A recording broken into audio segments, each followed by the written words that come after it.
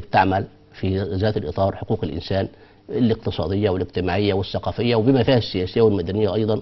إن احنا بدأنا يعني الحقيقة كنا سباقين إن من دستور 14 وضعنا العديد من النصوص الدستورية اللي بتتكلم عن المساواة بين دون النظر للجنس أو العقيدة أو الإقليم، في مساواة تامة بين. بدأت أيدي التنمية تتجه إلى الصعيد، المناطق العشوائية والخطرة والأشد خطورة.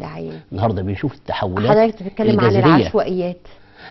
بنشوف النهارده برضو برامج الدعم العيني والدعم النقدي، تكافل وكرامة. بنشوف مبادرات في مجال الصناعة زي ابدأ. وهنا بحب أركز في ديت إن احنا النهارده لازم في الفترة الجاية، أنا طبعا لا أدعي إن الدنيا وردية، لا، في تحديات.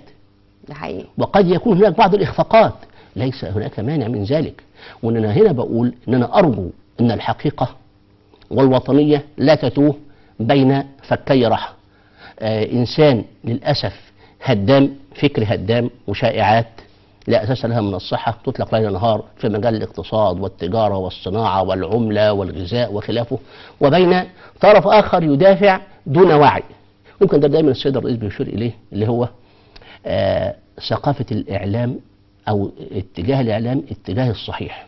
يعني فعلا محتاجين إعلاميين على مستوى ثقافي ومتحضر وفاهمين، ويكون عندهم الإعلامي ده المفروض يكون عنده كثير من روح القاضي، يكون عنده نوع من الحيدة في العرض. لأن حضرتك، وهنا أنا بدعو، عندنا مثلا النهارده الحجرتين في البرلمان، النواب والشيوخ، إنهم يطلعوا بدورهم.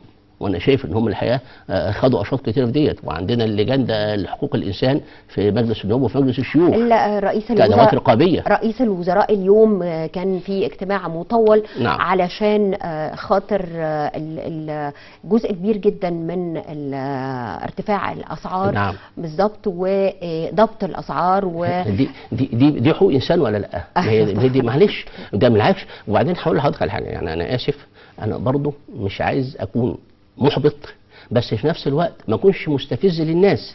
انا بقول ما بقولش ان السواد قاتل. حضرتك تقصد انه بلا تهويل ولا تهوين. نعم، ولا افراط ولا تفريط.